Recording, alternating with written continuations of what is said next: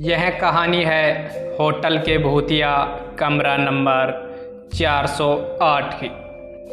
यह होटल भूतों का होटल तो नहीं था, पर इस होटल में कुछ ऐसी घटनाएं होती थी जिसके कारण यह एक दूसरे होटलों से अलग था। कहानी की शुरुआत कुछ ऐसे है कि राहुल और उसका दोस्त अमित घूमने के लिए मनाली जा रहे थे।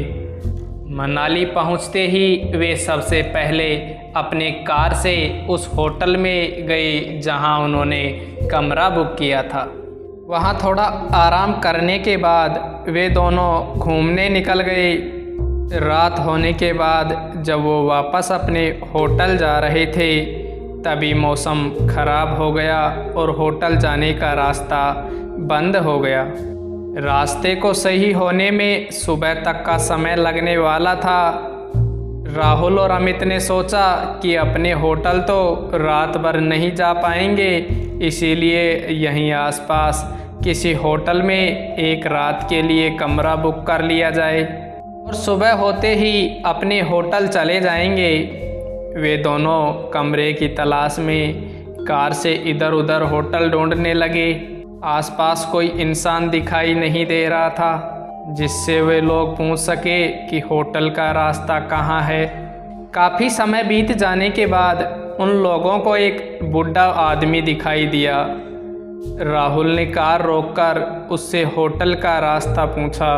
बुढ़े ने एक और इशारा करते हुए होटल का रास्ता बताया। राहुल बुढ़े के बताए हुए रास्ते की तरफ अपनी गाड़ी को घुमा लेता है। कुछ दूर चलने के बाद उन लोगों को एक होटल दिखाई दिया। राहुल और अमित ने चैन की सांस ली और होटल के अंदर चले गए। होटल के अंदर जाने के बाद उन्होंने काउंटर पर खड़े एक आदमी से रात भर रुकने के लिए कमरा मांगा। उस आदमी ने होटल के कुछ नियम बताए और एक चाबी राहुल को दे दी। राहुल और अमित चाबी लेकर कमरे की ओर चल दिए। चाबी पर नंबर लिखा था कमरा नंबर 408। राहुल और अमित चाबी लेकर कमरे की ओर चल दिए। होटल में हर मंजिल पे चहल पहल थी। इन दोनों का कमरा चौथे मंजिल पर था। वो मंजिल बिल्कुल सुनसान थी। खैर, वे लोग इस बात पर ज़्यादा ध्यान नहीं देते हैं क्योंकि उन्हें सिर्फ एक रात गुजारनी होती है, इसीलिए वे लोग अपने कमरे के अंदर चले जाते हैं। अंदर पहुंच के उन्होंने देखा कि ये कमरे में काफ़ी धूल है। ऐसा लग रहा था कि यहाँ सालों से कोई नहीं आया। ना तो वहाँ पीने का पानी था, ना ही नहाने का। राहुल वहाँ पर रखे फ़ोन से होटल के स्टाफ को कॉल करता है। किसी ने कॉल उठाया पर कुछ नहीं बोला, बस एक डरावनी सी हंसी के बाद कॉल कट गया। उसके तुरंत बाद ही वापस उसी फ़ोन पे कॉल आया। इस बार होटल के स्टाफ ने कहा, सर आपने कॉल किया था, बताइए हम आपकी क्या मदद कर सकते हैं। राहुल ने जवाब दिया, आपने हमें एक ऐसा कमरा दिया है, ना ही तो यहाँ पीने का पानी है और ना ही नहाने का। चारों तरफ सिर्फ धूल ही धूल जमी है। आप जल्दी से यहाँ आइए और यह सब सही करवाइए। स्टाफ ने इस बात की माफ़ी मांगी और कमरे का नंबर पूछना चाहा। राहुल ने जवाब दिया, कमरा नंबर 408 है। इतना सुनते ही स्टाफ डर गया और डरते हुए राहुल से पूछा, सर आप इस कमरे में क्या कर रहे हैं। राहुल ने चिल्लाते हुए कहा कि ये क्या मजाक चल रहा है, आप लोगों ने ही तो मुझे इस कमरे की चाबी दी थी। स्टाफ सहमी आवाज़ से बोला, सर आप जितना जल्दी हो सके वहाँ से निकल जाइए। राहुल ने पूछा, क्यों। स्टाफ ने तुरंत जवाब दिया, सर आप पहले निकल जाइए, सवाल बाद में कर लीजिएगा, वहाँ आपकी जान को खतरा है।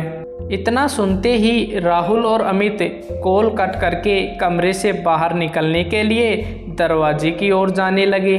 तभी किसी ने दरवाज़ा खटखटाया। राहुल से पूछा, कौन है, पर बार बार पूछने पर कुछ आवाज़ नहीं आई। तभी उस रूम की लाइट चली गई। राहुल और अमित समझ गए थे कि ये भूत प्रेत का मामला है। वे दोनों काफ़ी डर चुके थे।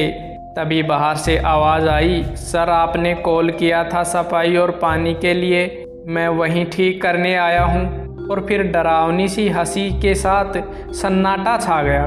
तभी फिर से कमरे में रखे फ़ोन पर कॉल आया। राहुल ने कॉल उठाया। कॉल स्टाफ का था। उसने कहा, सर अभी तक आप उस कमरे से नहीं निकले, क्यों? राहुल ने जवाब दिया, नहीं, कमरे के बाहर एक स्टाफ आया है जो कह रहा है कि सफाई और पानी को ठीक करने आया है। इतना सुनते ही होटल के स्टाफ ने राहुल से बोला, सर कुछ भी हो जाए आप दरवाज़ा मत खोलना।